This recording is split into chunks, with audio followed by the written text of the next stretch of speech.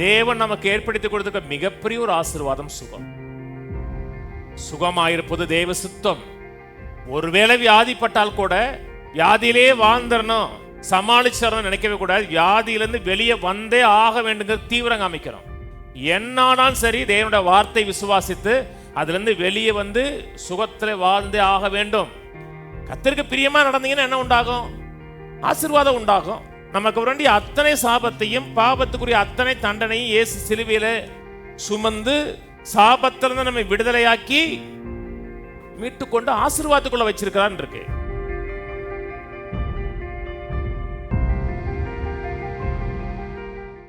வியாதியின் சாபத்திலிருந்து விடுதலை என்று பேசி வருகிறோம்.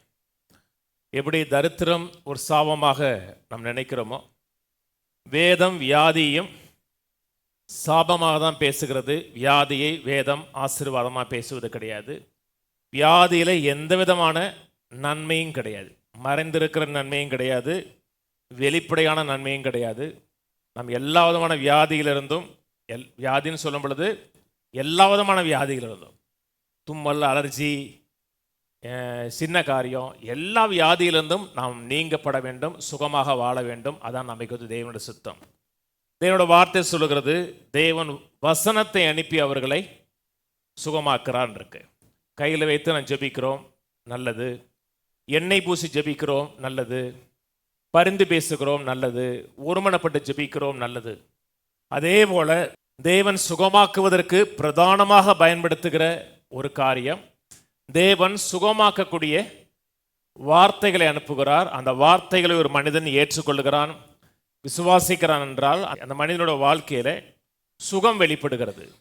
என எந்த வார்த்தை அனுப்பப்படுகிறதோ அந்த வார்த்தையை ஒரு மனிதன் தன் இருதயமாகிய நிலத்தில் ஏற்றுக்கொள்ளும் பொழுது அந்த விதைக்கேற்ற ஒரு விளைச்சல் ஏற்படுகிறது.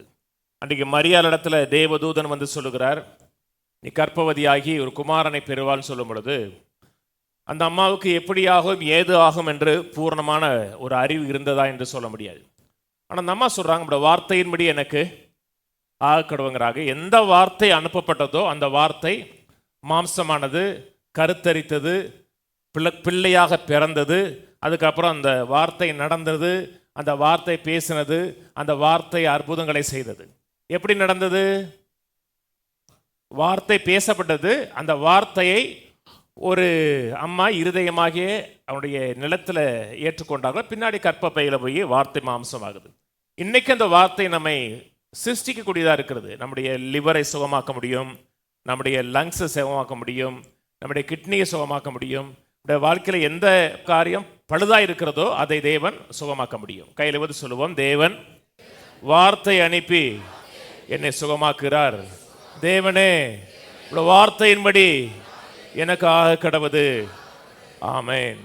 மரியாள் இந்த வார்த்தையை சொன்ன உடனே எழுத்தின்படியாகவே அவர்களுக்குள்ள ஏதோ ஒன்று நடந்தது.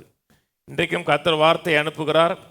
அந்த வார்த்தை ரட்சிப்பாக, அந்த வார்த்தை சுகமாக, அந்த வார்த்தை வெற்றியாக, நிறைவாக நம்முடைய வாழ்க்கையில் உண்டாகிறது. ஏன் இதை எடுத்தோன்னு சொல்லுகிறேன் என்றால், பேசப்படுகிற வார்த்தையின் மேலே கவனம் வைக்கணும். இந்த வார்த்தை தான் என்னோட வாழ்க்கையில் மாறுதலை ஏற்படுத்தி கொடுக்கிறது. அதை விசுவாசத்தோடு கேளுங்க. வார்த்தை நிச்சயமாகவே நம்முடைய வாழ்க்கையில் அனுப்பப்பட்ட காரியமாகும்படி வாய்க்கும். கலாத்தியர் 3 திருப்புவோம். மரத்திலே தூக்கப்பட்ட எவனும் சபிக்கப்பட்டவன் எழுதியிருக்கிறபடி கிறிஸ்து நமக்காக சாபமாகி நியாயப்பிரமாணத்தின் சாபத்திற்கு நம்மை நீங்களாக்கி மீட்டு கொண்டார். மரத்தில் தூக்கப்பட்ட எவனும் சபிக்கப்பட்டபடி கிறிஸ்து நமக்காக சாபமாகி மீட்டு கொண்டார் என்றிருக்கு. மீட்க வேண்டும் என்றால் ஒரு விலை கொடுத்து, ஒரு ரேன்சம் கொடுத்து மீட்க வேண்டும். அது ஆரம்பத்திலே பார்த்தோம். ஒரு மனிதனை மீட்க வேண்டும் என்றால் அப்படி மீட்டு எடுத்து விட முடியாது. மீட்புக்கான ஒரு கிரயம் கொடுக்க வேண்டும். ஏன் கிரயம் கொடுத்து நம்ம மீட்க வேண்டும் என்றால், நாம் பாவத்திற்கும் பிசாசுக்கும் அடிமையாக இருந்தோம் சொல்லப்பட்டிருக்கிறது. இந்த போதனை ஆரம்பிக்கும் போதே சொன்னேன். ஏசாயா 50, ஏசாயா 52 வேதம் சொல்லுகிறது, யூ சோல்டு யுவர் செல்ஃப்ஸ் இருக்கு. உங்களையே நீங்கள் விற்று போட்டீர்கள் இருக்கு. உங்கள் அக்கிரமங்களினாலும் உங்களுடைய பாவங்களினாலும் உங்களை நீங்களே விற்று போட்டீர்கள் இருக்கு. அப்படி விற்று போட்ட மக்களை மீட்பதற்காக கிறிஸ்து வந்தார். ஏதேன் தோட்டத்திலேயே ஆதாம் ஏவாளும் பிசாசின் வார்த்தைகளுக்கு கீழ்ப்படிந்து பிசாசுக்கு தங்களை விற்று போட்டார்கள். ஆதாமின் சந்ததியில் பிறந்த அத்தனை பேரும் பாவம் செய்து தேவ மகிமை அற்றுள்ளானும் சொல்லப்பட்டிருக்கிறது. அப்படி பாவம் செய்து பாவத்துக்குள்ளே இருந்த மக்களை விடுதலையாக்குவதற்காக தேவன் இந்த பூமிக்கு வந்தார். நம் மனவேதனைகளையும் வியாதியிலையும் கஷ்டத்தில் இருக்க கர்த்தர் விரும்பவில்லை. நம்மை ஒரு மிகப்பெரிய விலைக்கிரயம் கொடுத்து மீட்டெடுத்திருக்கிறார். நம்மை மீட்பதற்காக தேவன் கொடுத்த விலை என்பது அவருடைய சொந்த ரத்தம். சொந்த ரத்தம் சொல்லும் பொழுது சொந்த உயிர். நம்மை மீட்பதற்காக தேவன் கொடுத்த கிரயம் என்பது தேவனுடைய உயிர். ஏன் அவ்வளவு ஒரு கிரயம் கொடுத்து தேவன் நம்மை மீட்டு எடுத்திருக்கிறார் என்றால், நாம் தேவனுடைய பார்வையில் விலையேறப்பட்டவர்களாக இருக்கிறோம். தேவன் நம்மை புழுக்களாக பூச்சிகளாக பார்ப்பது கிடையாது. தேவன் நம்மை விலையேறப்பட்ட மக்களாய் பார்க்கிறபடினால தான் இந்த விலையேறப்பட்ட ஒரு மனிதன் அடிமைத்தனத்தில் ஒன்றுமே செயலாற்ற முடியாத ஒரு நிலையில் இருப்பதை கர்த்தர் விரும்பலை. ரோட்டில் போகிறீங்க, ஒரு வைர நகை சாக்கடையில் கிடக்கு, என்ன பண்ணுவீங்க? சாக்கடையில் கிடக்குங்க, இல்லைங்க அது மேலே கொஞ்சம் கக்காலாக இருக்குங்க, அதான். ஏன் அது எடுக்கிறவென்றால் அது விலையேறப்பட்டது. ஒரு கவரி நகை கிடக்கு, ஏன் கண்டுக்கிற மாட்டான்? அது விலை போகாது. தேவன் எதுக்கு நமக்கு அவ்வளோ பெரிய விலைக்கிறையும் கொடுத்து நம்ம மீட்டெடுத்திருக்கிறார் என்றால், நம் தேவனுடைய பார்வையில் விலையேறப்பட்டவர்கள். அநேக நேரத்தில் நாமே கீழானவர்களாக அற்பமாக நினைக்கிறோம். ஆனால் நாம் பார்க்காத ஒன்றை தேவன் பார்த்திருக்கிறபடினால்தான் நம்மை விலை கொடுத்து அவ்வளோ பெரிய விலை கொடுத்திருக்கிறார். 5 ரூபா பெறாத ஒரு காரியத்துக்கு யாரும் 5 கோடி கொடுக்க மாட்டாங்க. தேவன் நமக்கு 5 கோடி கொடுக்கல, வெள்ளியினாலும் பொன்னினாலும் அல்ல, இயேசு கிறிஸ்துவின் விலையேறப்பட்ட ரத்தத்தினாலே மீட்கப்பட்டிருக்கிறீர்களே அப்படின்னு சொல்லப்பட்டிருக்கிறது. இங்கே சொல்லுகிறது, கிறிஸ்து நம்மை நியாயப்பிரமாணத்தின் சாபத்திற்கு நீங்களாக்கி மீட்டு கொண்டார் என்றிருக்கு. மீட்டு கொள்வார்னு சொல்லுகிற, மீட்டு கொண்டார் என்றிருக்கு. மீட்கிற வேலையில இருக்கிறான்னு சொல்லலை, மீட்டு கொண்டான் இருக்கு. பாவத்திலிருந்து மீட்டு கொண்டான்னு சொல்லும் பொழுது பாவத்தின் விளைவாதான் சாபம் வந்தது. சாபத்திலிருந்து நம்மை மீட்டு நீங்களாக்கி மீட்டு கொண்டிருக்கிற, சாபத்திலிருந்தும் பாவத்திலிருந்தும் நம்ம மீட்க வேண்டும் என்றால் நமக்கு நாமே மீட்க முடியாது. இன்னொருவர் வரணும். இந்த நம்மை மீட்டெடுத்தார். மீட்டெடுத்தது மட்டுமல்ல, அந்த ஒன்றிலிருந்து மீட்டெடுத்து ஒன்றுக்காக மீட்டெடுத்தார். சாபத்திலிருந்து மீட்டெடுத்தார், ஆபிரகாமின் ஆசீர்வாதத்துக்காக மீட்டெடுத்தார். அதில் இன்னொரு காரியம் சொல்லப்பட்டிருக்கிறது, கலாத்தியர் 3:14. ஆபிரகாமுக்கு உண்டான ஆசீர்வாதம் கிறிஸ்து இயேசுவினால் புறஜாதிகளுக்கு வரும்படியாகவும் ஆவியை குறித்து சொல்லப்பட்ட வாக்கு தத்தத்தை விசுவாசத்தினால் பெரும்படியாகவும் இப்படி ஆயிற்று. ஆபிரகாமுக்கு உண்டான ஆசீர்வாதம் மட்டுமல்ல, ஆவியை குறித்து சொல்லப்பட்ட வாக்கு தத்தத்தை விசுவாசத்தினால் பெரும்படியாக. நீங்க தேவாவியை பெற்றிருக்கீங்களா? ரட்சிக்கப்பட்டிருக்கீங்களா? ஆவியான உங்களுக்குள்ள இருக்கிறாரா? அதான் இருக்கிறதுலே மிகப்பெரிய ஆசீர்வாதம். கையில பணம் இருக்கு, தங்கம் இருக்கு, வயிறு இருக்கு, அதெல்லாம் செகண்டரி, அதெல்லாம் பிரதானமானது கிடையாது. ஆசீர்வதிக்கப்பட்டிருக்கிறீர்கள் அர்த்தம், தேவனே உங்களுக்குள்ள வாசமா இருக்கிறார் அர்த்தம். அதான் இருக்கிறதுலே மிகப்பெரிய ஆசீர்வாதம். அந்த ஆசீர்வாதத்தின் விளைவாதான் செல்வம், சுகம், ஆசீர்வாதம் எல்லாமே வருகிறது. நான் கர்த்தருடைய சமூகத்தில் இருக்கிறேன், கர்த்தருடைய பிரசன்னத்தை நான் அனுபவிக்கிறேன்னாவே அது தேவன் எனக்கு கொடுத்த மிகப்பெரிய ஒரு ஆசீர்வாதம். நான் சொன்னது புரியுதுங்களா? ஆசீர்வாதங்கள் பணம் இல்லை, தேவனோடு வாசம் பண்ணுவது. அதன் விளைவாக மற்ற எல்லா காரியங்களையும் தேவன் வாழ்க்கையில கொடுக்கிறார். நாம் சில நேரத்தில் உணரலாம் தேவனுடைய பிரசன்னத்தை. உணர்ந்தாலும் உணராவிட்டால் கூட நாம் ஆசீர்வதிக்கப்பட்ட மக்களாக இருக்கிறோம். எல்லா சாபத்திலிருந்து நீங்களாக்கி ஆபிரகாமுக்கு உண்டான ஆசீர்வாதத்துக்குள்ள வைத்திருக்கிறான்னு சொல்லப்பட்டிருக்கிறது. இது நமக்கு தெரியல. நாம் எதிலிருந்து மீட்கப்பட்டிருக்கிறோம், எதற்காக மீட்கப்பட்டிருக்கிறோம், என்ன நமக்கு கொடுக்கப்பட்டிருக்குன்னு அறியலைன்னா அதை அனுபவிக்க முடியாது. இப்போ நீங்கள் ஒரு ஷோரூமுக்கு போகிறீங்க, ஒரு பென்ஸ் காரை பார்க்குறீங்க. பென்ஸ் கார் தான், பென்ஸ் காருங்கிறது மேலே ஒரு 80 லட்சம் 90 லட்சம் அவ்வளோதான் இருக்கும். இங்கே போனால் 1.25 கோடி அவ்வளோதான். 5 கோடிக்கெலாம் கார் இருக்கலங்க, 5 கோடி 6 கோடிக்கெலாம் கார் இருக்கலங்க. ஒரு 80 லட்ச ரூபாய்க்கு ஒரு காரை பார்த்துட்டு வரீங்க. நீங்கள் காரை பார்த்துட்டு வந்ததை உங்கள் நண்பர் ஒருத்தர் பார்க்குறாரு. உங்களுக்கு அந்த கார் பிடிக்குது, அந்த கலர் பிடிக்குது, எல்லாமே பிடிக்குது. ஆனால் அதை வாங்கினோம்னா காசு நம்ம பிடிக்குது. அதனால் பார்த்துட்டு வரீங்க, வாங்கிறதுக்கு முடியலை. அடுத்த வாரம் ஞாயிற்றுக்கிழமை சபைக்கு வர்றீங்க. வாசல்ல அதே கார் வெளியே நிற்கிது. நீங்கள் எந்த கார் பார்த்துட்டு வந்தீங்களோ அதே கார் வெளியே நிற்குது. அந்த காரோடைய கீயும் அதுக்குள்ளே இருக்கிறது. உங்கள் நண்பர் உங்களுக்காக அந்த காரை வாங்கி அதை வெளியே நிப்பாட்டிட்டார். உங்கள்கிட்ட அவர் சொல்லலை, அது உங்களுக்குரியதுன்னு தெரியலை. உங்களுக்கு இப்படி மேலேருந்து பார்க்குறீங்க, காரு சூப்பராக இருக்குது, தன்னடா பார்த்துட்டு வந்தோம், வாங்கினா எவ்வளோ அழகாக இருக்குன்னு நினைக்கிறீங்க. எவன் வாங்கினானோ எவனுக்குரியதோ அப்படி நினைக்கிறீங்க. அப்படி ரோட்டில் ஒருத்தன் தற்செயலாக எவனே ஒருத்தன் வந்து அந்த காரை அப்படி சுற்றி சுற்றி பார்க்குறான். பார்த்துட்டு சாவி இருக்கிறத பார்க்குறான். டக்குன்னு எடுத்து வண்டி எடுத்து போயிடான். அவன் திருடன், அவன் யாருன்னே தெரியாது. ஆனால் அந்த கார் உங்களுடைய கார், உங்களுக்காக வாங்கப்பட்ட கார். அந்த திருடிட்டு போகும்போது என்ன நினைப்பீங்கன்னா, சரி அவன் எதை எடுத்து போகிறான் அப்படி நினைப்பீங்க. ஆனால் உங்களுக்குரியது என்று தெரியவில்லை என்றால், உங்களுக்குரியதை ஒரு மனிதன் திருடும்போது கூட நீங்கள் சும்மா தான் இருப்பீங்க. ஏன் சும்மா இருப்போம்? அது நமக்குரியதுன்னு தெரியாது. தேவன் நமக்கு நிறைய ஆசீர்வாதங்களை ஏற்படுத்தி வைத்திருக்கிறார். தேவன் நமக்கு ஏற்படுத்தி கொடுத்திருக்க மிகப்பெரிய ஒரு ஆசீர்வாதம் சுகம். சுகமாயிருப்பது தேவ சித்தம். ஒருவேளை வியாதிப்பட்டால் கூட வியாதியிலே வாழ்ந்துடணும், சமாளிச்சிடணும் நினைக்கவே கூடாது. வியாதியிலிருந்து வெளியே வந்தே ஆக வேண்டுங்கிற தீவிரம் காமிக்கிறோம். வியாதி நம்மை குறித்த தேவ சித்தம் அல்ல. வியாதியிலே வாழ்ந்து பழகுவதும் தேவ சித்தம் அல்ல. என்னானாலும் சரி, தேவனுடைய வார்த்தை விசுவாசித்து அதிலிருந்து வெளியே வந்து சுகத்தில் வாழ்ந்தே ஆக வேண்டும். ஏன் வாழ்ந்தே ஆக வேண்டும்? அதுக்கான கிரயம் கொடுக்கப்பட்டிருக்கிறது. கிரயம் கொடுக்கப்பட்டிருக்கிறது. அது நமக்கு என்று சொல்லப்பட்டிருக்கிறது. நான் சொல்றது புரியுதுங்களா? இங்கே திருப்பி சொல்ல ஒரு உதாரணம் சொல்றேன். நீங்கள் சாயங்காலம் ஒரு கடைக்கு போக விரும்புறீங்க. அந்த கடையில் ஒரு சூட்டு, கோட்டு, நல்ல ஷூ, பெரிய மால், அதை வாங்க நினைக்கிறீங்க. சாயங்காலம் போகலான்னு நினைக்கிறீங்க. காலையிலே உங்கள் நண்பர் கடைக்கு போய் எல்லாத்தையும் காசு கொடுத்து இன்ன மாதிரி ஒரு சாயங்காலம் வருவார். அலெக்ஸ் வருவார். அலெக்ஸ் யாருன்னு தெரியாது. அலெக்ஸ் வருவார், அலெக்ஸ்கிட்ட கொடுத்துருங்க அப்படின்னு சொல்லிட்டு போயிட்டார். அவர் உங்களுக்கு கொடுக்கல அல்லது நீங்கள் வாங்க மறுக்கிறீங்க அப்படின்னால அதை நீங்கள் அனுபவிக்க முடியாது. நீங்கள் வாங்க மறுத்தாலும் அதை அனுபவிக்க முடியாது. அதை அவர் கொடுக்கலாம் மறுக்க முடியாது. ஒரு வாரம் கழித்து அவர் பார்க்குறாரு, என்ன பிரதர் அலெக்ஸ், அந்த கோட்டு, அந்த சூட்டு, அந்த ட்ரெஸ் எல்லாம் வாங்கிட்டு வந்தீங்கன்னா எந்த கோட்டு இருக்கிறீங்க? இல்லைங்க காசு கொடுத்துட்டேனுங்க. இல்லைங்க அதெல்லாம் போடுறதுக்கு எனக்கு தகுதி இல்லைங்க அப்படின்னு சொன்னீங்கன்னா, உங்களுக்கு தகுதியின் அடிப்படையில் கொடுக்கப்படலை, அவரோட அன்பின் அடிப்படையில் கொடுக்கப்பட்டிருக்கிறது. இல்லை எனக்கு வாங்க காசு இல்லைங்க, அவர் காசை கொடுத்துருக்கிறாரு. இப்போ நம்ம செய்ய வேண்டியது என்ன? போய் எடுத்துக்கணும். இது எனக்கு சொந்தமானதுன்னு எடுத்துக்கணும். தேவன் நமக்கு விலைக்கரையும் கொடுத்துருக்கிறாரா?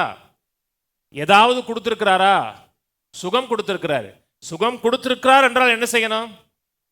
அது விசுவாசித்து சொந்தம் மாறாட்டணும். சுகம் நம்முடையது, ஆரோக்கியம் நம்முடையது, விடுதலை நம்முடையது என்பதை விசுவாசிக்கணும், சொந்தம் மாறாட்டணும், அனுபவித்தே தீர வேண்டும். வியாதி படிக்கலே வாழ்ந்துடக்கூடாது, வியாதி படிக்கலையே காலத்தை தள்ளிடக்கூடாது.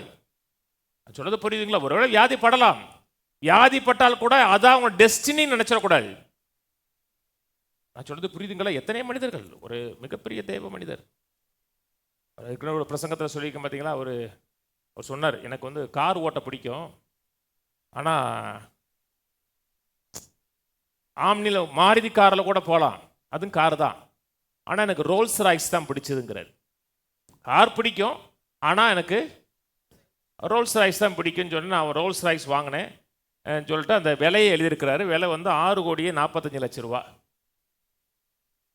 விலை ஒரு காரு. அது சொல்கிறேன், நான் கொடுக்கல, நான் வாங்க போகிறதுக்கு முன்னாடி சர்ச்சு விசுவாசி வாங்கி கொடுத்தாருங்கிறாரு. எனக்கு மோதிரம் போட பிடிக்கும், ஆனால் மோதிரம் வைர மோதிரமாக போட்டிருக்கேங்கிறாரு. நான் ஒரு நல்ல இடத்துல வாழலாம் நினச்சேன், ஒன்று பள்ளத்தாக்கில் வாழலாம், மலை உச்சியில் வாழலாம். பள்ளத்தாக்கில் வாழ்கிற காட்டில் மலை உச்சியில் தான் வாழ பிடிச்சது, ஆனால் மலை உச்சியில் பங்களாவில் வாழ்கிறேங்கிறாரு. அவரெல்லாம் சொல்லிட்டு சொல்கிறேன். ஏன் இதெல்லாம் சொல்கிறேன்னா, இதெல்லாம் நான் அனுபவிக்கிறேங்கிறதுனால சொல்லலை. நான் ஆராதிக்கிற தேவனை தான் நீ நான் ஆராதிக்கிற, உனக்கு ஒரு சூடு சொல்கிறேன் வரங்கிறக்கா சொல்கிறேன்னாரு. அப்படி சொன்னார். அவ்வளோ விசுவாச வீரனுங்க. அந்த மனிதனோட வாழ்க்கையோட கேன்சர் வந்துச்சு. இப்போ அவர் கேன்சர் வந்துருச்சே அப்படின்னு நினைக்கல, அதுலேருந்து வெளியே வந்தார். 86 வயசு வரை சுகத்தோடு வாழ்ந்தார். அதுக்கப்புறம் ஏதோ ஒரு வியாதி வந்துருச்சுன்னா ஐயோ அப்படின்னு நினைச்சக்கூடாது. அதுலேருந்து வெளியே வரணும். அதை மேற்கொண்டு தேவன் நமக்கு கொடுத்த சுதந்திரத்தை அனுபவிக்கணும். நான் சொல்றது புரியுதுங்களா? எந்த விதத்திலும் நம்ம வியாதியசனா பார்க்கக்கூடாது.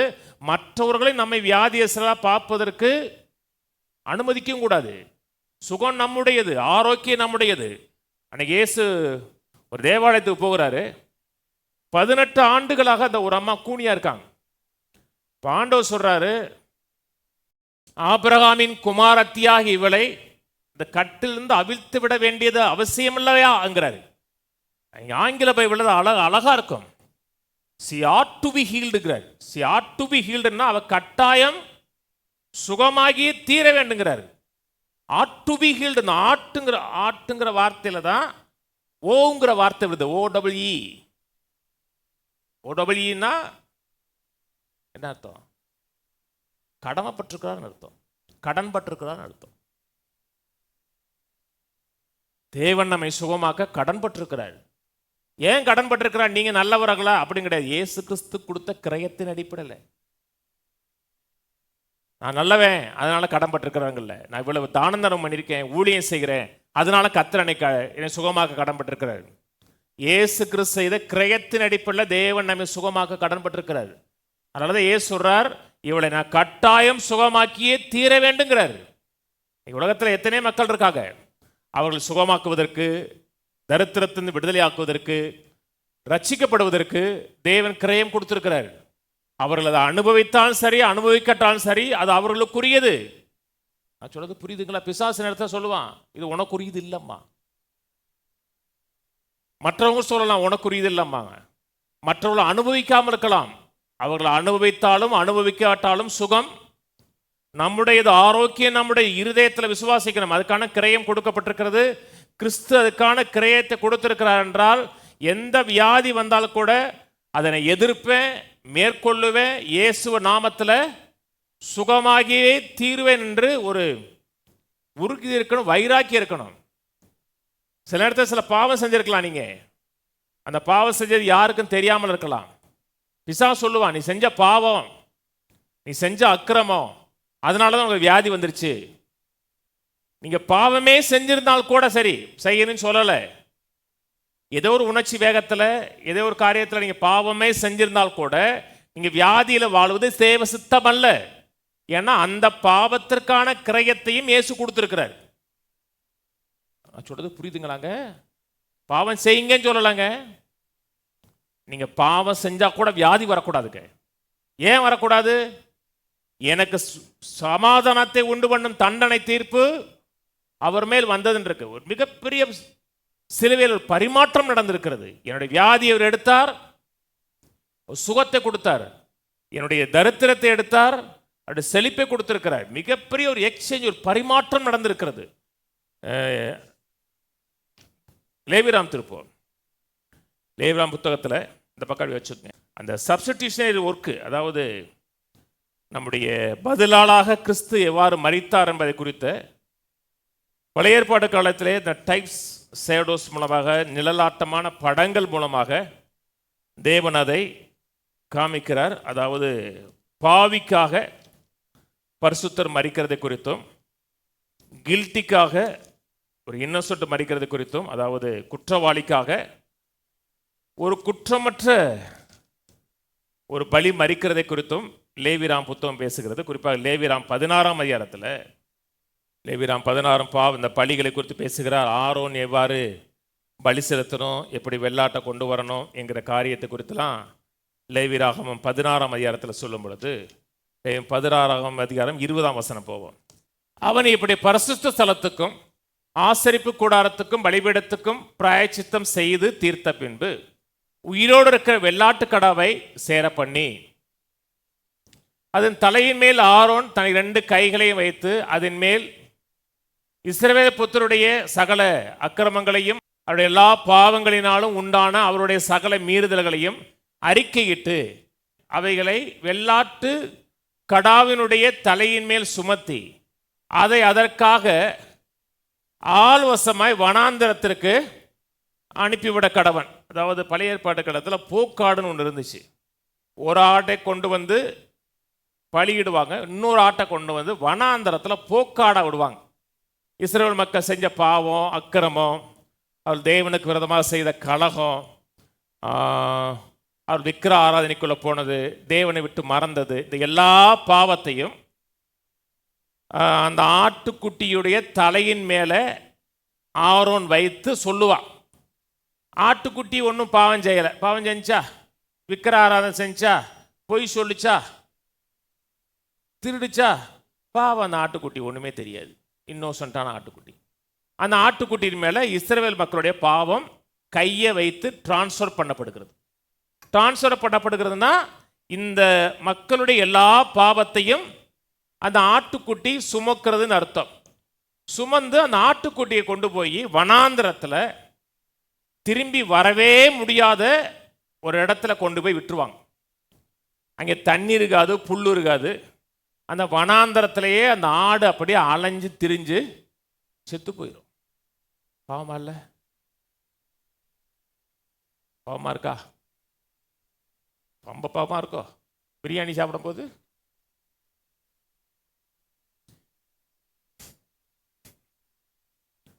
ஆடா நீங்களா அப்படி நினைக்கும் போது என்ன நினைப்பீங்க?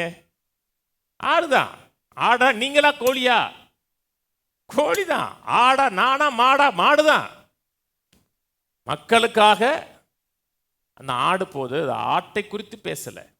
நம்முடைய பதிலாளாக இயேசு கிறிஸ்து தேவ ஆட்டுக்குட்டியாய் மரிப்பார், அந்த பாவத்தை சுமந்து கண்காணாத இடத்தை கொண்டு போவார் என்பதை ஒரு பிக்சராக இன்னைக்கு சொல்லப்பட்டுச்சு.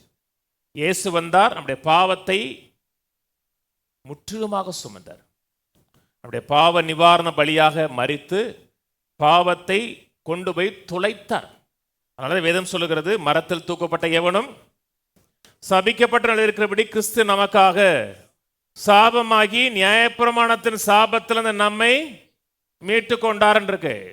இன்னைக்கு அநேக மக்கள் அவர்கள் வாழ்க்கையில் சந்திக்கிற சூழ்நிலையில் தேவன் ஏதாவது செய்யணும்னு நினைக்கிறாங்க. தேவன் ஏற்கனவே செய்து முடித்திருக்கிறார்.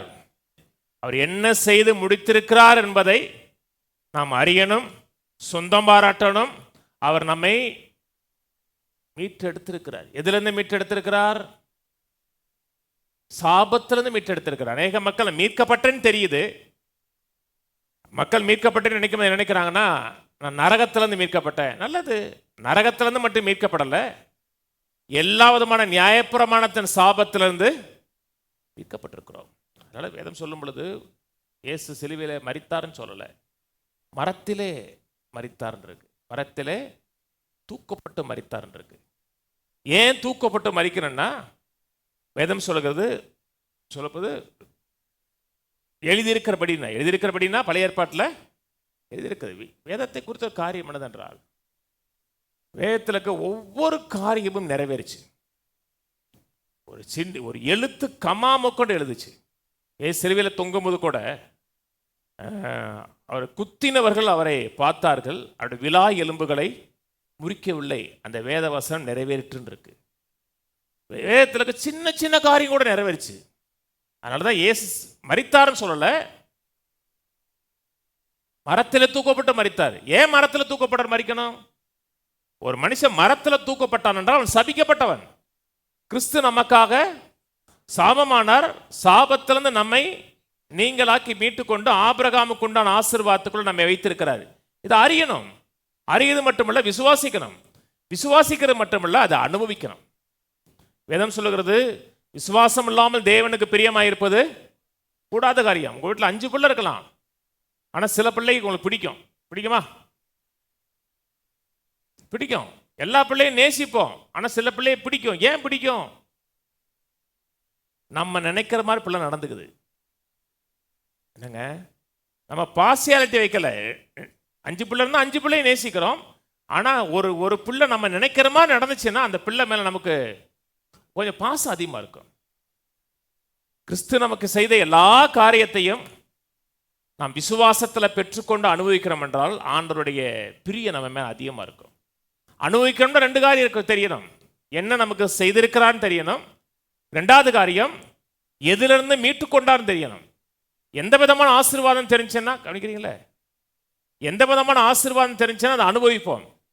எதிலிருந்து மீட்கப்பட்டிருக்கோம் தெரிஞ்சோம்னா அந்த அந்த சாபங்கள் வரும்போது நம்ம எதிர்த்து நிற்போம்.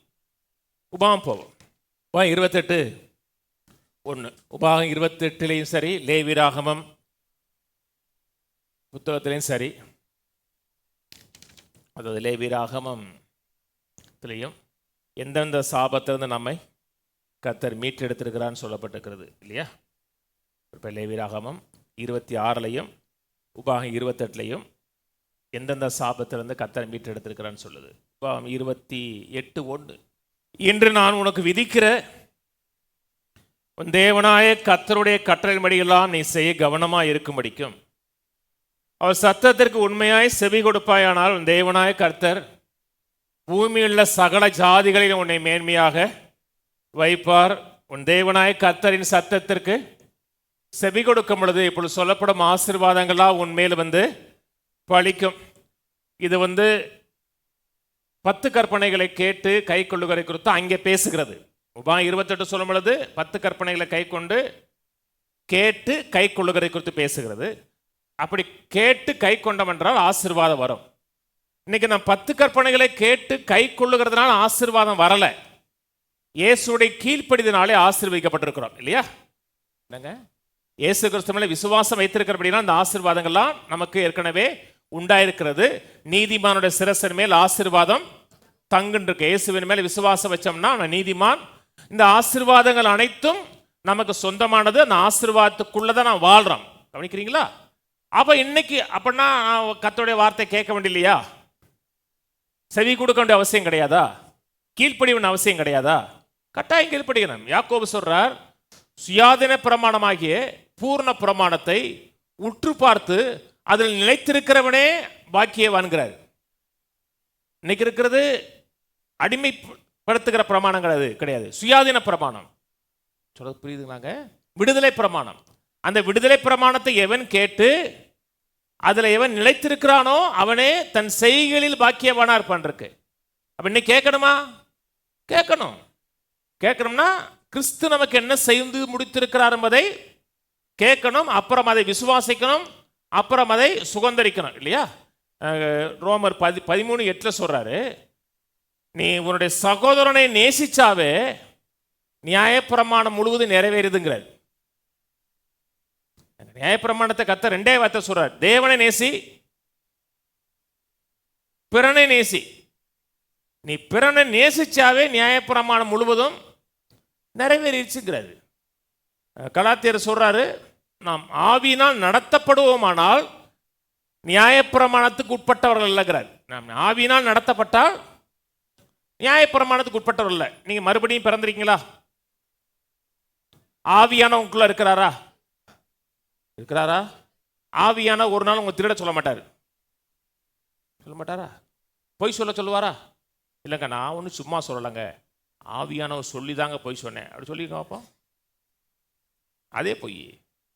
நீங்க மக்கள் அவங்க ஏதாச்சும் ஒன்று யூகிப்பாங்க, யூகித்துட்டு சொல்லுவாங்க, நான் ஒன்றும் சும்மா சொல்லலை. யார் சொல்லி சொல்லாதுங்க, ஆனால் அவங்க சொன்னது எதுக்குமே ஒத்தே போகாது. ஆவியானவர் பொய் சொல்ல மாட்டாரு, ஆவியான திருட சொல்ல மாட்டாரு. விசுவாசத்தில் நடக்கிறோம், அன்பில் நடக்கிறோம், ஆவியானவர்கள் நடத்தப்படுகிறோம் என்றால் நியாயப்பிரமாணத்தை நீங்க அறியாமே நிறைவேற்றுவீங்க. நான் நியாயப்பிரமாணத்தை இதில் நான் முதலாவது தேவனை நேசிக்கிறேனா, தேவனுக்காக வாழ்றேனா, பொய் சாட்சி சொல்றேனா, அதை பற்றி சிந்திக்க வேண்டிய அவசியமே கிடையாது. இன்னைக்கு நியாயப்பிரமாணம் இல்லாதனால நம்ம கீழான வாழ்க்கை வாழலைங்க, நம்ம மேலான வாழ்க்கை வாழ்றோம். ஏன்? புத்தகத்தை எழுதி கொடுத்தவரே உள்ள உட்காந்துருக்கிறாரு. அன்னைக்கு எதை எவர் எழுதி கொடுத்தாரோ அவரே உள்ள உட்காந்துக்கிட்டு அவர் கைட் பண்றாரு. அவர் கைட் பண்ணி நடத்தினார்னா நல்லதான் இருக்கும். ஆனா கைட் பண்ண இடம் கொடுக்கணும். அந்த சொல்ற பார்த்தீங்களா, புத்தி இல்லாத கோவேறு கழுத மாதிரி இருக்காதுங்கிற பார்த்தீங்களா? கழுதைய கஞ்சாடையில் நடத்துங்க. கழுதை என்ன செய்யணும்? அப்படி வாழாத ஆவியினால் நடத்தப்படுவோம் என்றால் எந்த சாபத்துக்குள்ள போக மாட்டோம். சாபம் இருக்கா பூமியில? இருக்கு. அசந்தம்னா உள்ள வந்துடும். கொஞ்சம் அசந்தாமே உள்ள வந்துடும். சாபத்திலிருந்து வெளியே வர வேண்டும் என்றால் இயேசுவை ஆண்டவராக ஏற்றுக்கொள்ளணும். கிறிஸ்து இயேசுவுக்கு உட்பட்டவர்களுக்கு சாபம் இல்லை. சாபத்திலிருந்து கர்த்தர் நம்மை விட்டு நீங்களாக்கி இருக்கிறார். பழைய ஏற்பாடு காலத்தில் அவர்களுக்கு பரிசுத்தாவி இல்லை. அவர்களை கர்த்தர் வெளியேருந்து நடத்தினார். மாம்சத்தில் நடத்த முடியும். இன்னைக்கு பரிசுத்தாவி நமக்குள்ள இருக்கிறார். நம்ம ஆவியினால் நடத்தப்பட்டதுனால ஆசீர்வாதம் வரல. கிறிஸ்துவை விசுவாசித்தபடினால ஆசீர்வாதம் வருது. ஆவியினால் நடத்தப்பட்டோம் என்றால் அந்த ஆசீர்வாதத்தை சுதந்திரிக்க முடியும். சொல்றது புரியுதுங்களா? ஆவியினால் நடத்தப்படுகிறது. நாம் சுதந்திரத்தை சம்பாதிக்கல, சுதந்திரத்தை சுதந்திரிக்க முடியும். சுதந்திரிக்க முடியும்னா அதனோட வாழ்க்கையின் பங்காக மாற முடியும். 2ஆம் வசனத்திலிருந்து 14ஆம் வசனம் வரை ஆசீர்வாதத்தை குறித்து பேசுறார். படிக்க நேரம் இல்லை. ஆசீர்வாதத்தை குறித்து பேசுறார். இதெல்லாம் நமக்குரியது. ஏன் நமக்குரியது என்றால் கலாத்தியர் 3 சொல்றார், விசுவாச மார்க்கத்தார் விசுவாசமுள்ள ஆபிரகாமுடனே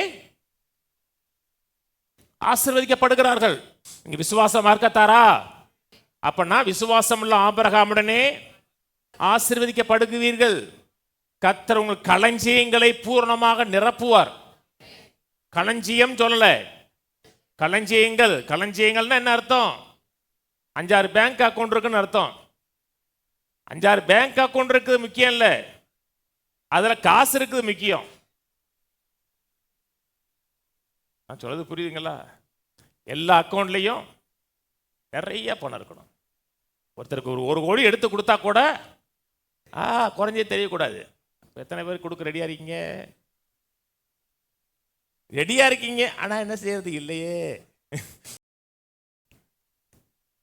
ஒரு கோடி கொடுத்தா கூட கேப்பே விழக்கூடாது. அதுதான் கர்த்தர் ஆசீர்வாதத்தை கட்டளை இடுகிறான்னு இருக்கு. இது சாபம் இல்லைங்க, இதெல்லாம் ஆசீர்வாதங்க. இது கர்த்தர் நமக்கு ஏற்படுத்தி கொடுத்த ஆசீர்வாதம். இதில் வாழணுமா? வாழணும்.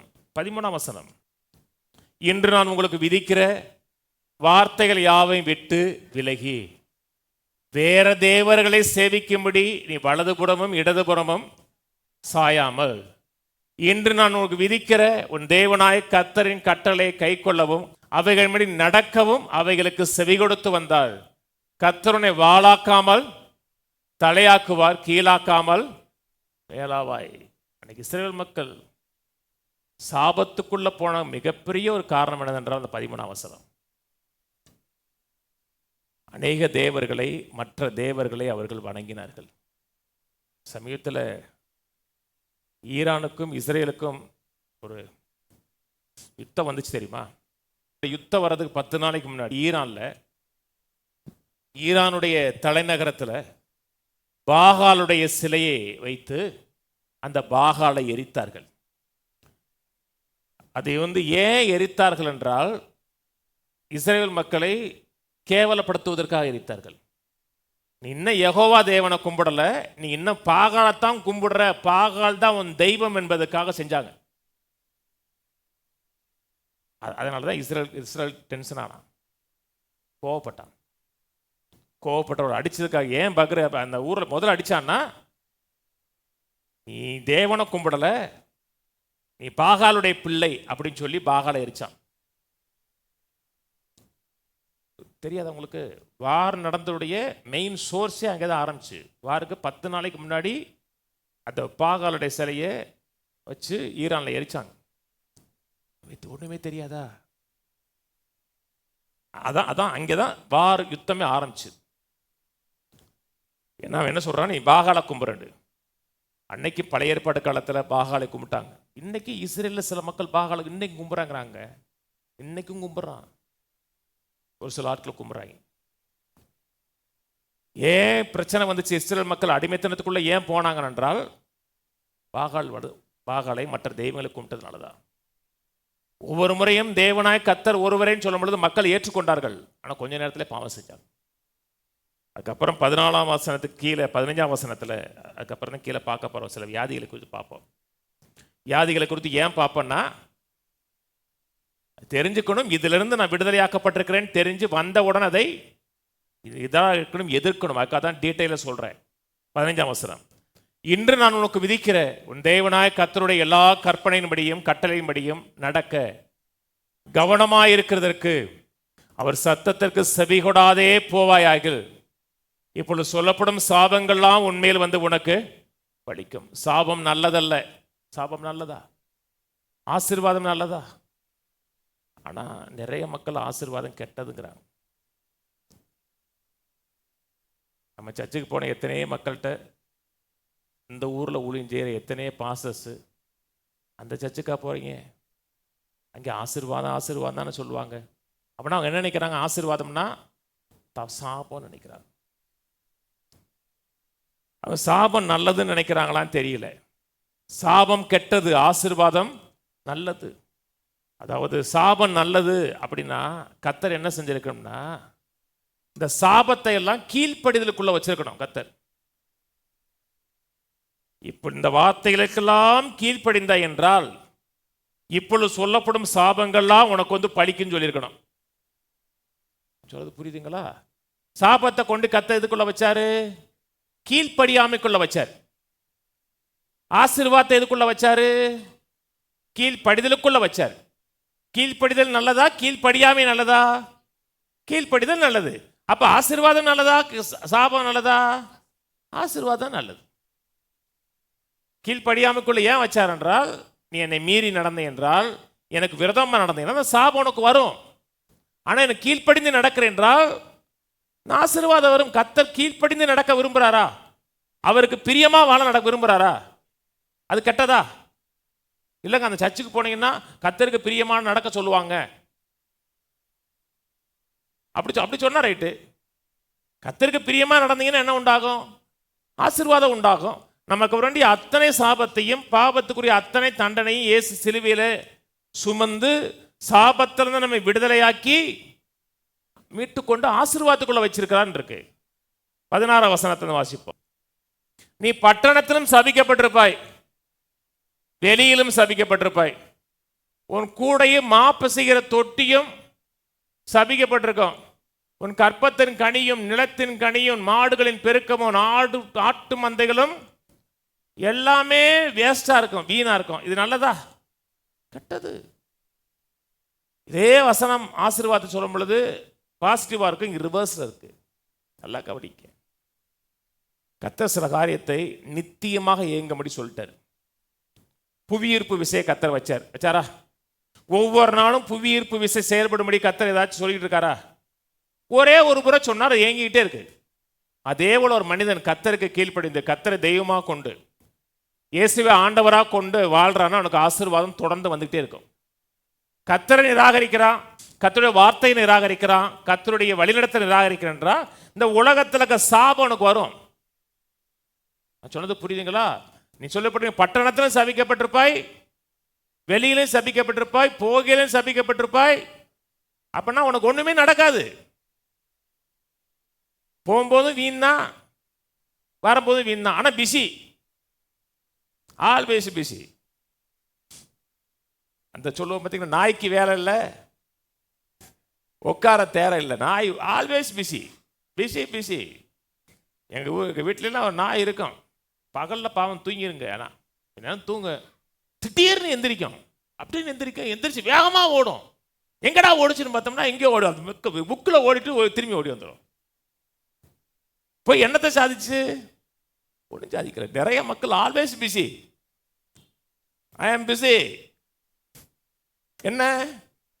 ஒன்றும் இல்லை. அப்புறம் சொல்லுவாங்க, கடவுள் என்ன ஆசீர்வதிக்கலை, கடவுளுக்கு என்ன செஞ்சிட்டாரு? நீங்க மூச்சு விடுறது கர்த்தருடைய கிருபைங்க, நீங்க உயிரோடு இருப்பது கர்த்தருடைய கிருபைங்க. கர்த்தரை எந்த விதத்திலையும் குறை சொல்லாதீங்க. கர்த்தருடைய வார்த்தையை கேளுங்க, வசனத்துக்கு கீழ்ப்படிஞ்சு நடங்க. சாபம் வாழ்க்கையில் வந்தாலும் தங்காது. மேற்கொண்டு வந்துடலாம், ஜெயிச்சு வந்துடலாம். சொன்னது புரியுதுங்களா? இன்னைக்கு மக்கள் எப்படி பார்த்தீங்கன்னா, இதுக்கு இந்த உபாகம் 28 இருக்கு இல்லையா, 28க்கு முன்னாடி தான் ஆசீர்வாதத்தையும் சாபத்தையும் பேசுகிறாங்க. ஏபால் மலையில் சாபம் சொல்லப்படுகிறது, கெர்சி மலையில் ஆசீர்வாதம் சொல்லப்படுகிறது. இங்கே ஒரு 6 கோத்திரம் இருக்குது, அங்கே ஒரு 6 கோத்திரம் இருக்குது. சாபம் சொல்லும் போதெல்லாம் மக்கள் ஆமேன் என்று சொன்னார்கள் இருக்கு. நீ படித்து பாருங்க. ஆசீர்வாதம் சொல்லும்போது ஒருத்தனை வாயே திறக்கலை. இன்னைக்கே மக்கள் அப்படித்தான் இருக்காங்க. சில மக்கள் எதுக்கு ஆமேன்னு சொல்லணும், எதுக்கு பிரேசலாடு சொல்லணும்னே தெரியாது. சாபம் நமக்குரியதல்ல. சாபத்தை பார்க்கும்போது 2 காரியம் மனசுல வரணும். எந்தெந்த சாபத்தை பார்க்குறீங்களா? முதல் காரியம், நான் சாபத்தில் வாழ்வது என்னை குறித்து தெய்வ சித்தம் கிடையாது. நான் சாபத்தில் வாழ தேவன் விரும்பவில்லை. 2வது காரியம், அந்த சாபத்திலிருந்து கர்த்தர் என்னை நீங்களாக்கி மீட்டு கொண்டிருக்கிறார். கையில் சொல்லுவோம், கர்த்தர் என்னை எல்லா சாபத்திலிருந்தும் எல்லா ஆக்கினை தீர்ப்பிலிருந்தும் என்னை விடுதலையாக்கி இருக்கிறார். ஆமென், ஆமென். 20 அவசரம் எடுப்போம். என்னை விட்டு விலகி நீ செய்து வருகிற உன் துருக்கிரிகள் நிமித்தம் சீக்கிரத்தில் கெட்டுப்போய் அழியும் மட்டும் நீ கையிட்டு செய்கிறது எல்லாவற்றிலும் கர்த்தர் உனக்கு சாபத்தையும் சஞ்சலத்தையும் கேட்டையும் வரப்பண்ணுவதா. கர்த்தரை விட்டு விலகி கர்த்தருக்காக வாழாமல் இந்த உலக வழியில் நடக்கிற மனிதனுக்கு வரக்கூடிய சாபத்தை குறித்து பேசுகிறார். இதிலிருந்து கர்த்தர் நம்மை நீங்களாக்கி மீட்டு கொண்டார். 21 அவசரம். நீ சுதந்தரிக்கும் தேசத்தில் கர்த்தர் உன்னை நிர்மூலமாக மட்டும் கொள்ளை நோய் பிடித்துக் கொள்ளும். எல்லா கொள்ளை நோயும் பிடித்துக் கொள்ளும் இருக்கு. கையில் சொல்லுவேன், கர்த்தர் என்னை எல்லா விதமான வியாதியிலிருந்தும் கொள்ளை நோயிலிருந்தும் என்னை மீட்டெடுத்திருக்கிறார். ஆமென், ஆமென். 22 வசனம். கர்த்தர் உன்னை ஈலையினாலும் காய்ச்சலினாலும் உஷ்ணத்தினாலும் எரிபந்தத்தினாலும் வறட்சியினாலும் கருக்காயினாலும் விஷப்பணியினாலும் வாதிப்பார். நீ அழிய மட்டும் இவைகளை உன்னை பிடிக்கும். 2 காரியம். முதல் காரியம் என்ன? இது என் வாழ்க்கையில் இருக்க கர்த்தர் விரும்பலை. இது சாபம்னா கர்த்தர் இது என் வாழ்க்கையில் இருக்க விரும்பலை. 2வது காரியம் என்ன? இதுல இருந்து கர்த்தரை மீட்டு எடுத்திருக்கிற ஈலைன்னு இருக்கா? கர்த்தர் உன்னை ஈலைன்னு இருக்கு. பெரும்பாலான ஆங்கில பைபிளில் டிபின்னு இருக்கு.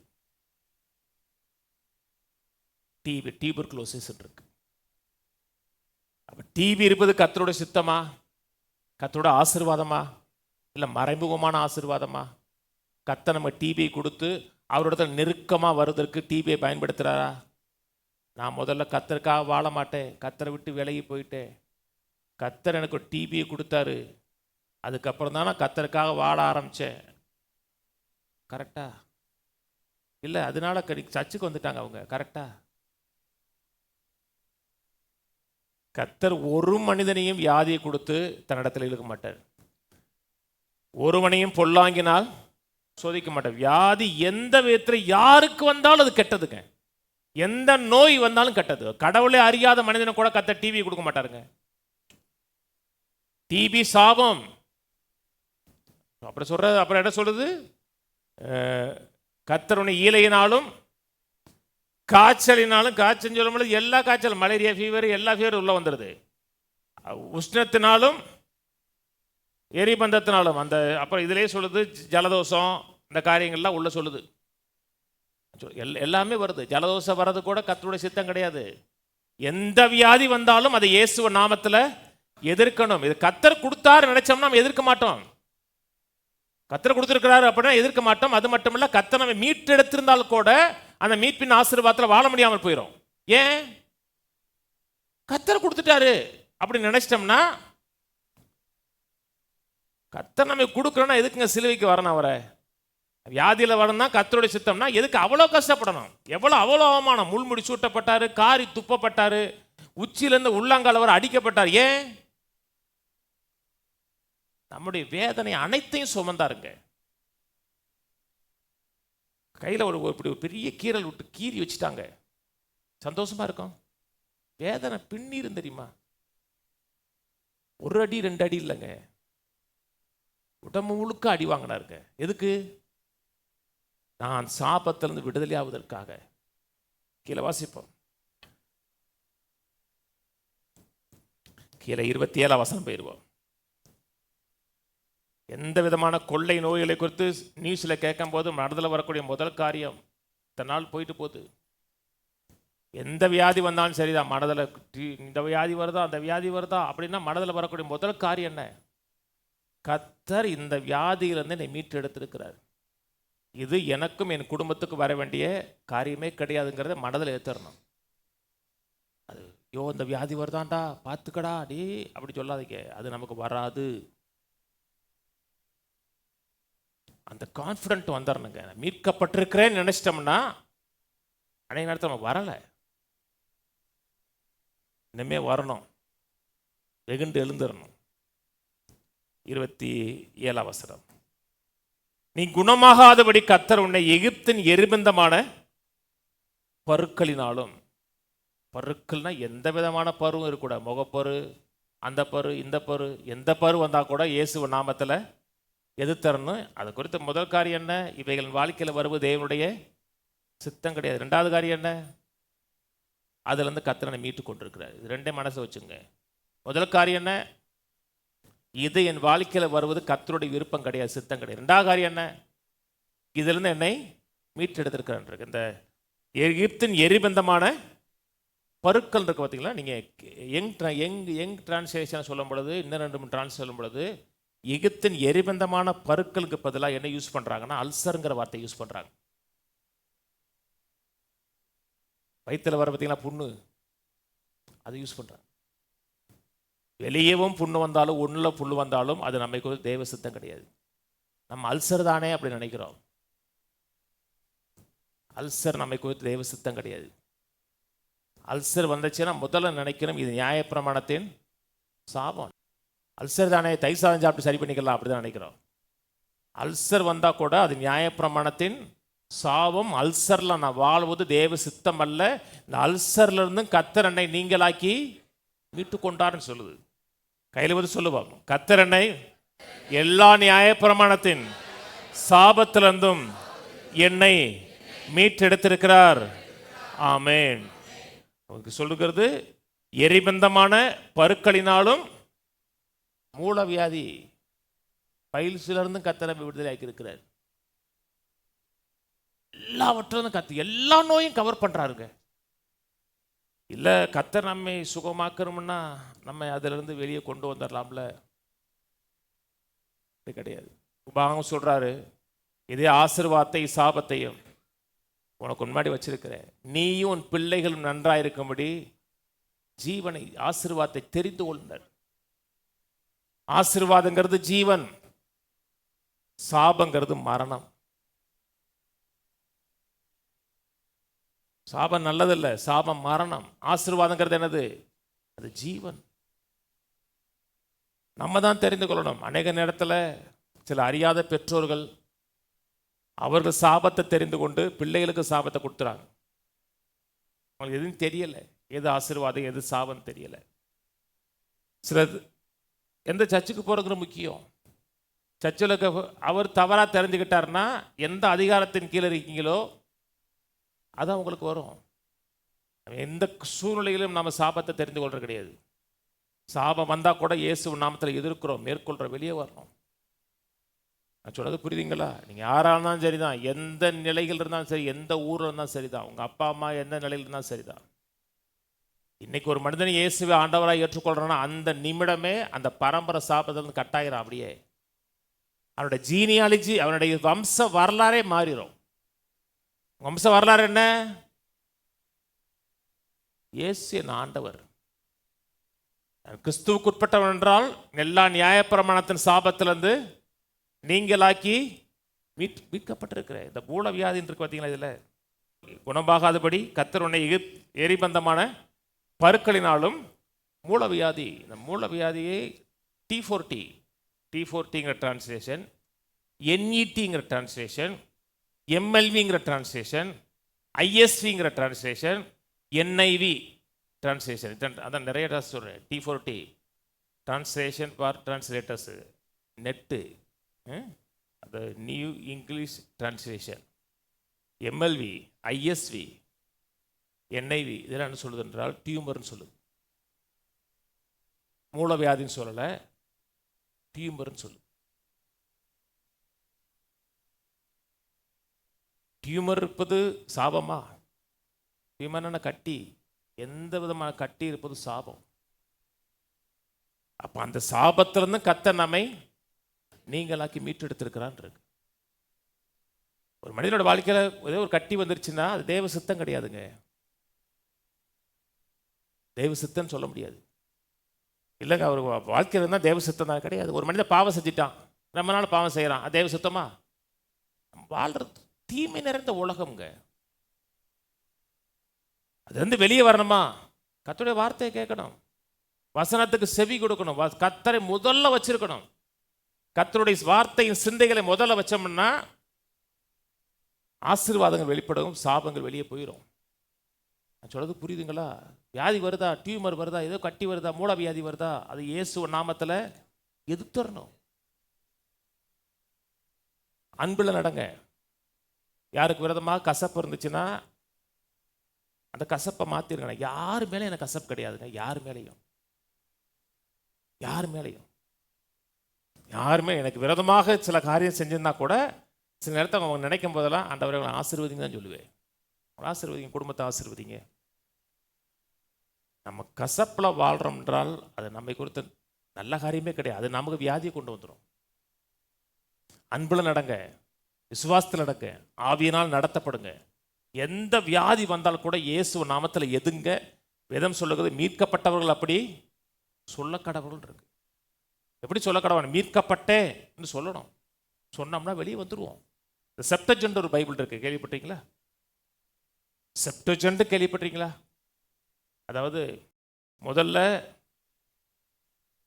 ஹீப்ரூல இருந்துச்சு பைபிள் இல்லையா? இந்த ஹீப்ரூல இருக்கிறது ஃபர்ஸ்ட் டிரான்ஸ்லேஷன் பண்ணது செப்டஜென்ட் தான். செப்டஜென்ட்னா கிரேக்க பைபிள், அதாவது கிரேக்க மொழியில் எழுதப்பட்டது. அந்த கிரேக்க பைபிள் இங்கிலீஷில் இருக்கு இப்போ செப்டஜென்ட். அதில் என்ன சொல்கிறாங்கன்னா, அந்த மூல வியாதிக்கு பதிலாக மலிக்னன்ட் ஸ்கேப்புங்கிறாங்க. மலிக்னன்ட்னா நிறைய சில வியாதிகளை குறித்து எழுதும் போதெல்லாம் அந்த வார்த்தை யூஸ் பண்ணுவாங்க. மலிக்னன்ட்டுங்கன்னா தீமையானதுன்னு அர்த்தம்.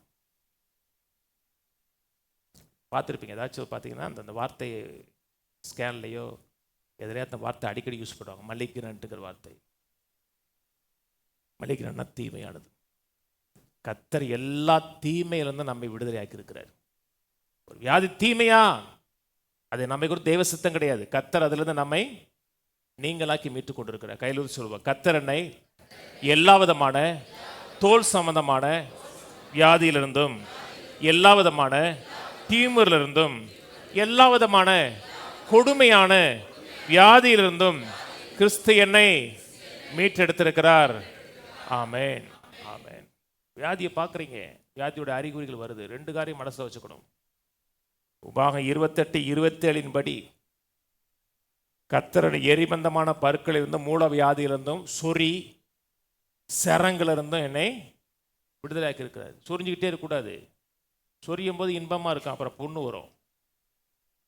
சொரியும் போது மெய்யாவே நல்லா இருக்குங்க, அப்படியே சொரிஞ்சிங்கன்னா நல்லா இருக்கும், அப்புறம் கொஞ்ச நேரம் கழிச்சு புண்ணு வரும். இதிலிருந்து எல்லா விதமான தோல் வியாதியிலிருந்து கர்த்தர் நம்மை பார்த்த உடனே என்ன செய்யணும்னா, இது நியாயப்பிரமாணத்தின் சாபம்.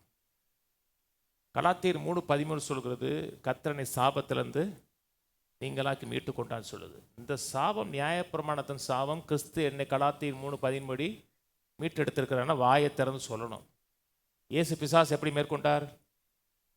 எழுதியிருக்கிறபடி, எழுதியிருக்கிறதே எழுதியிருக்கிறதே எழுதியிருக்கிறதுன்னு சொன்னார். நாமும் என்ன சொல்லணும்?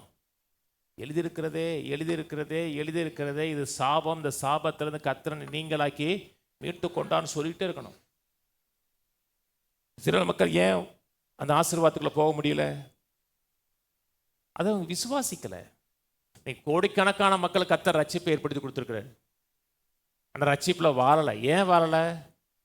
விசுவாசிக்கலை, எடுத்துக்கொள்ளலை. அதே போல் கர்த்தர் உங்களை என்னையும் நியாயப்பிரமாணத்தின் சாபத்திலிருந்து மீட்டு கொண்டிருந்தால் கூட நான் விசுவாசிக்கலை, அதை தீவிரம் காமிக்கலைன்னா அதில் வாழ முடியாமல் போயிடும். கர்த்தரை மீட்டெடுத்திருக்கிறார். நியாயப்பிரமாண சாபம் எனக்கு உரியது இல்லையா? இல்லை. ஆனால் நான் எதிர்க்கலை, மேற்கொள்ளலை, அதை கடிந்து கொள்ளலைன்னா அது வாழ்க்கையில் வர ஆரம்பிச்சிடும். அதோட இணைந்து வாழ்வதற்கு பழகிக்குவோம். அப்படியே எதிர்த்தரணும், சபிச்சரணும், அதுக்கு விரோதமாக பேசிகிட்டே இருக்கணும். வியாதிக்கு விரோதமாக என் சரீரத்தில் இருக்கக்கூடாது, என் வாழ்க்கையில் இருக்கக்கூடாது, இயேசு நாமத்தில் எதிர்த்தோம்னா அதே ஒரு நாள் வெறுத்துரும். நம்ம சரீரத்தில் இருக்க டார்ச்சர் பண்றது, இவ்வளோ பாடுபடுத்துறாடா நம்மளன்னு சொல்லிகிட்டே இருங்க. கொஞ்ச நாள் போயிடும். ஆனால் அதையே பார்த்துக்கிட்டே இருக்கக்கூடாது. ஒரு புண்ணு வந்துச்சுன்னா கண்ணாடி இப்படி பின்னாடி வச்சு இல்லை பார்த்துட்டு இருக்க, எப்படி இருக்கு, நல்லா இருக்கா, அந்த வேலையெல்லாம் பார்க்கக்கூடாது. ஆபிரகாமை குறித்து பேசுது, தன் சரீரம் செத்து போனதையும் சாராளுடைய கற்பம் செத்து போனதையும் அவன் சிந்திக்கவே இல்லை. நம்ம சரீரம் நல்லா இருக்கா, பொண்டாட்டி சரீரம் நல்லா இருக்கா, நமக்கு பிள்ளை வருமா அப்படின்னு அவன் செக் பண்ணவே இல்லை. கர்த்தருடைய வார்த்தை சிந்திச்சுக்கிட்டே இருந்தால் கொஞ்ச நாள் பிள்ளை பத்துட்டான். வியாதியை குறித்து ஆராயவே கூடாதுங்க. புரியுதா? பயம் வந்துடக்கூடாது. பயம் வந்துச்சுன்னா விசுவாசம் இல்லைன்னு அர்த்தம். இன்னொன்று, எப்போ பார்த்தாலும் எனக்கு இல்லை, இது எனக்கு ஒத்துக்காது, எனக்கு அலர்ஜி, அது ஒத்துக்காது, அலர்ஜி. அதெல்லாம் அலர்ஜியே கிடையாது. அன்னைக்கு ஒரு டாக்டர் சொன்னாருங்க, கத்தரிக்காய் அலர்ஜிங்கிறாங்கிறாங்க. கத்தரிக்காய்க்கும் அலர்ஜிக்கும் சம்பந்தமே இல்லைங்கிறாருங்க. அது மக்கள் எவனே உருட்டி விட்ட உருட்டுங்கிறாரு. அவரை சொல்ற கடைசியில் இன்னொரு உருட்டை உருட்டி விடுங்கிறாரு. உப்புமா சாப்பிட்டா அலர்ஜின்னு சொல்லி விடுங்களேங்கிறாரு. அவர் வீட்டில் உப்புமாவை கட்டி போடுவாங்க தெரியல. இந்த உருட்டை உருட்டி விடுங்க, கொஞ்ச நாள் எல்லாரும் உப்புமா சாப்பிடாம வாங்கிறது. கத்தரிக்காவுக்கும் அலர்ஜிக்கும் சம்மந்தமே கிடையாது.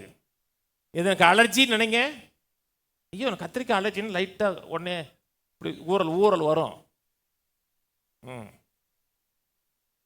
முதல்ல இது எனக்கு ஒத்துக்கும், இது எனக்கு கத்தர் கொடுத்த உணவு. நம்ம ஏரியாவில் விளையிற உணவு தாங்க நமக்கு நல்லது. நம்ம எந்த ஏரியாவில் பிறந்தோமோ அந்த ஏரியாவில் இருக்கக்கூடிய உணவு தான் நமக்கு நல்லது. ஏன்னா அந்த மண்ணிலேருந்து உருவானோம். நான் சொல்றது புரியுதுங்களா?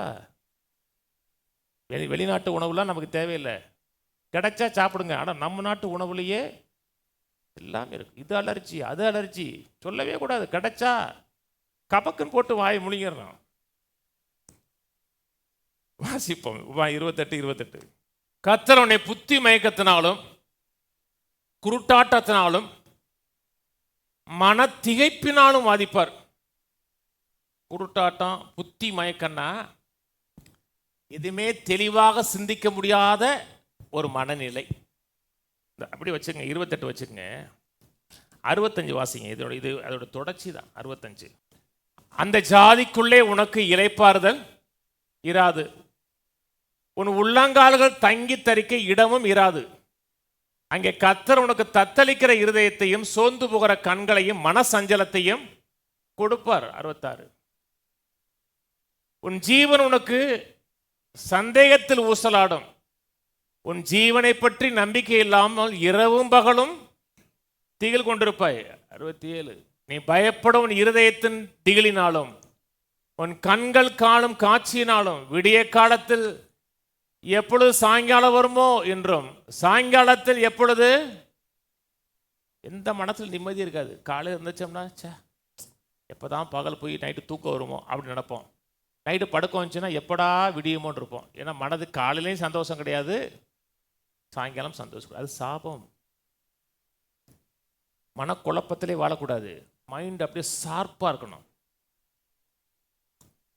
100 வயசான கூட யாவு மறதி, எனக்கு வயசாயிருச்சுல, அது பேசவே கூடாது. நான் ஒரு முட்டாப்பைய அப்படி சொல்லக்கூடாது. நீங்க அறிவாளி, நீங்க உங்களை முட்டாப்பைய, நான் ஒரு கூறு கட்டவன், என்ன புத்தி இல்லாதவன் அப்படி சொன்னீங்கன்னா நான் மீட்கப்படலை அப்படிங்கிறீங்க. நீங்க மீட்கப்பட்டிருக்கீங்களா? அப்ப நீங்க யாரு? புத்திசாலி, அறிவாளி, சார்பா இருக்கும், கிறிஸ்துவின் சிந்தை உள்ளவன். புரியுதா? கண்ட பாட்டெலாம் கேட்கக்கூடாது. இந்த பாட்டெலாம் உங்களுக்கு தெரியாது, எனக்கு ஒரு பழைய பாட்டு தெரியும். நான் ஒரு முட்டாளுங்க சொல்லக்கூடாது. நல்லா படித்தவங்க 4 பேர் சொன்னாங்க, 4 பேர் 40 பேர் சொன்னாங்க நான் அறிவாளி, நான் ஒரு முட்டாளுங்கன்னு சொல்லக்கூடாது. ரொம்ப பேருக்கு இந்த பாட்டு தெரியாதுல்ல. இன்னைக்கு இருக்க ஜென்ரேஷனுக்கு தெரியாது. நானும் பழைய காலத்து ஜென்ரேஷன் இல்லைங்க. அதெல்லாம் வாயை திறந்து சொல்லவே ஒரு வயசாயிருச்சே. இல்லை, எனக்கோ கிறிஸ்துவின் சிந்தை உண்டாயிருக்கிறது. எனக்கு யாவும் மறதி, அது மறதி. அப்படின்னா நான் மீட்கப்படலை. நான் மீட்கப்பட்டிருக்கிறேன் என்றால் இதுல இருந்து நான் கர்த்தரனை நீங்களாக்கி மீட்டு கொண்டிருக்கிறேன். கடைசி ஒரு வசனம் 28 8ஆம் அதிகாரம் 58வது வசனம், 2 வசனம் படித்து முடிப்போம். உன் தேவனாய கர்த்தர் என்னும் மகிமையும் பயங்கரமான நாமத்திற்கு பயப்படும்படிக்கு இந்த புஸ்தகத்தில் எழுதியிருக்கிற நியாயப்பிரமாணத்தின் வார்த்தையின்படியெல்லாம் நடக்க கவனமாய் இராவிட்டால் கர்த்தர் நீங்காத பெரிய வாதைகளாலும் நீங்காத கொடிய ரோகங்களினாலும் உன்னையும் உன் சந்ததியும் அதிசயமாய் வாதித்து, ஜெனரேஷனாக வரக்கூடிய வியாதியும் கர்த்தர் கட் பண்ணுறாரு. சிலருக்கு எங்கள் தாத்தாவுக்கு சக்கரை வியாதி, எங்கள் அம்மாவுக்கு சக்கரை வியாதி, எங்கள் அப்பாவுக்கு சக்கரை வியாதி. இல்லை, உங்களுக்கு வரக்கூடாது. ஏன் வரக்கூடாது? உங்கள் வம்ச வரலாறு மாறிடுச்சு, உங்களோட ஜீனியாலஜி மாறிடுச்சு. டாக்டர்கிட்ட போனோம் கேட்பாங்க, இந்த வியாதி உங்கள் ஜென்ரேஷனில் யாருக்காச்சும் இருந்துச்சா? இருந்தாலும் எனக்கு வரக்கூடாது. ஏன் வரக்கூடாது? டிஎன்ஏவே கர்த்தர் மாற்றிட்டாரு. அதை விசுவாசிக்க, என்னுடைய டிஎன்ஏவே மாறிடுச்சு விசுவாசிங்க. கர்த்தர் மாற்ற முடியாதா? மாற்ற முடியும், கர்த்தர் மாற்ற முடியும். ஆனால் நமக்கு எங்கே மாறணும்னா மனதையும் வாயிலையும் மாறணும். சக்கரை வியாதி ஜென்ரேஷனாக வருமானம் கேட்டால் ஜென்ரேஷனாக வரும். மெடிக்கல் படி சொல்றது புரியுதுங்களா? ஆனால் உங்களுக்கு வரக்கூடாது. உங்கள் அப்பாவுக்கு சக்கரை வியாதி இருந்தால் கூட, உங்கள் அம்மாவுக்கு சக்கரை வியாதி இருந்தால் கூட உங்களுக்கு சக்கரை வியாதி வரக்கூடாது. ஏன் வரக்கூடாது? அது சாபம். கர்த்தர் அந்த சாபத்திலிருந்து உங்களை என்னையும் நீங்களாக்கி மீட்டு எடுத்திருக்கிறார். 60ஆம் வசனம், நீ கண்டு பயந்த எகிப்தின் வியாதிகள் எல்லாம் உன்மேல் வருவிப்பார், அவைகள் உன்னை பற்றி கொள்ளும். இந்த நியாயப்பிரமாண புஸ்தகத்தில் எழுதிராத எல்லா பிணிகளையும் வாதைகளையும் நீ அழியுமளக்கும் கர்த்தர் உன்மேல், வியாதி இல்லை இதில், சொல்ல வியாதி இல்லை, இதில் சொல்லாத வியாதிலாம் இருக்க. நியாயப்பிரமாண புஸ்தகத்தில் எழுதிராத எல்லா பிணி, இன்னைக்கு எத்தனையோ வியாதி, புது புது வியாதிலாம் வருது. இதில் எழுதாத வியாதியும் கர்த்தர் நம்மை நீங்களாக்கி மீட்டெடுத்திருக்கிறார். அதுக்காக தான் அவ்வளோ பெரிய கிரயம் கொடுத்தார். கர்த்தர் நீதிபரரா? நீதிபரர். பாவத்தின் சம்பளம் மரணம். பாவத்தை கர்த்தர் கட்டாயம் தண்டிச்சாகணும். கர்த்தர் தண்டிச்சார். யார் மேலே தண்டிச்சார்? குமாரன் மேலே தண்டிச்சார். குமாரன் மேலே தண்டிச்சு என்னை விடுதலையாக்கி இருக்கிறார் என்றால், நான் வாழ்நாள் முழுவதும் என் வாயில கர்த்தரை துதிக்கிற துதி இருந்துகிட்டே இருக்கணும். கர்த்தர் என்னிடத்துல வேற ஒன்றும் எதிர்பார்க்கல. அவள் உதடுகளின் சோத்திர பலிகளை எப்பொழுதும் தேவனுக்கு செலுத்திக்கிட்டே இருக்கணும். கர்த்தர் இவ்வளவு செஞ்சிருக்கிறார், என் அக்கிரமங்களை நீக்கியிருக்கிறார், நோய்களை நீக்கியிருக்கிறார்னா வாயை திறந்து கர்த்தருக்கு எப்பொழுதும் சோத்திரம் சோத்திரம் சொல்லிக்கிட்டே இருக்கணும். 103 சொல்லுகிறது, என் ஆத்துமாவே கர்த்தரை சோத்தரி, என் முழு உள்ளமே பரிசுத்த நாமத்தை சோத்தரி, என் ஆத்துமாவே கர்த்தரை சோத்தரி, அவர் செய்த சகல உபகாரங்களையும் மறவாத, அக்கிரமங்கள் எல்லாம் மன்னித்தார், நோய்கள் எல்லாம் குணமாக்கினார், ஒரு பிராணனை அழிவுக்கு விலக்கி மீட்டு கொண்டார். அதை வாயத்திறந்து சொல்லுங்க. இவ்வளவு செஞ்சிருக்கிறாருன்னா வாயை திறந்து கர்த்தருக்கு தேங்க்ஸ் சொல்லுங்க. தேங்க்ஸ் சொல்லுங்க. கர்த்தர் மகிமைப்படுவார். இன்னும் கர்த்தர் நமக்கு நிறைய ஆசீர்வாதங்களை ஆயத்தம் பண்ணி வைத்திருக்கிறார். அவைகள்லாம் நம்ம வாழ்க்கையில் கட்டாயமாக வரும்.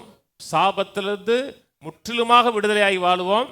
சாபம் நம்மை குறித்து தேவ சித்தம் அல்ல. சொல்றது புரியுதுங்களா? ஒருவேளை சாக்கடையில் விழுந்துட்டீங்கன்னா சாக்கடையிலே கிடக்கூடாது, எழுந்து குளிச்சு ஜம்முன்னு மாறிடுவோம். அதான் நம்ம தெய்வ சித்தம். ஜெபிப்போம், எழுந்திருப்போம். பிதாவே துதிக்கிறோம், ஸ்தோத்திரிக்கிறோம். இயேசு நாமத்தில் உடைய வார்த்தைக்காக நன்றி செலுத்துகிறோம். உடைய வாக்கு தத்தங்களுக்காக நன்றி செலுத்துகிறோம். எங்களை முன்குறித்த தேவன், எங்களை முன்குறித்து எல்லா சாபத்திலிருந்து விடுதலையாக்கி இருக்கிறேன். சாபம் எங்களுக்குரியதல்ல, வியாதி எங்களுக்குரியதல்ல, தரித்திரம் எங்களுக்குரியதல்ல, சுகம் எங்களுக்குரியது, ஆரோக்கியம் எங்களுக்குரியது, வெற்றி எங்களுக்குரியது. எல்லா சாபத்திலிருந்து விடுதலையாக்கி இருக்கிறேன். எல்லா விதமான வியாதியிலிருந்தும், மூல வியாதி, அல்சரு, டியூமரு, எல்லா விதமான தோல் சம்பந்தமான வியாதி, எல்லாத்திலிருந்து எங்களை கர்த்தர் நீங்களாக்கி விடுதலையாக்கி இருக்கிறேன். நீ விடுதலையாக்கி இருக்கிறேன் இதை அறிந்து அதுக்கு நன்றி சொல்லி, அதுக்கு விரதமாக வரக்கூடிய எல்லா காரியங்களையும் எதிர்த்து கடிந்து கொண்டு நாங்கள் சுகத்தோடு வாழ உதவி செய்யறக்கா நன்றி. வியாதியிலே பழக கற்றுக்கொள்ளாமல் வியாதி எதிர்த்து வாழ உதவி செய்வீராக. இயேசு நாமத்தில் பிதாவே, ஆமென். கர்த்தராகிய இயேசு கிறிஸ்துவின் கிருபையும் பிதாவாகிய தேவனுடைய அன்பும் பரிசுத்த ஆவியின் ஐக்கியமும் நம் அனைவரோடு கூட இப்பொழுதும் எப்பொழுதும் கிறிஸ்துவின் வரி மட்டும் இருப்பதாக. ஆமென். கர்த்தர் ஆசீர்வதித்து எல்லா தீமைக்கு விலக்கி காக்க கடவர். கர்த்தர் தம்முடைய தயவுள்ள முகத்தை உங்களை பிரகாசிக்க பண்ணி உண்மை கிருபையாயிருக்க கடவர். கர்த்தர் தம்முடைய முகத்தை பிரசன்னமாக்கி சமாதானம் கட்டளையிட கடவர். கர்த்தரோட ஆசீர்வதித்து ஜீவனோடு சுகத்தோடு தீர்காயுசோடு எல்லா வியாதிகளையும் மேற்கொண்டு சுகத்தோடு வாழ 120 ஆண்டுகளுக்கு மேலாக வாழ அனுகிரகம் பண்ணுவாராக. ஆமென், ஆமென்.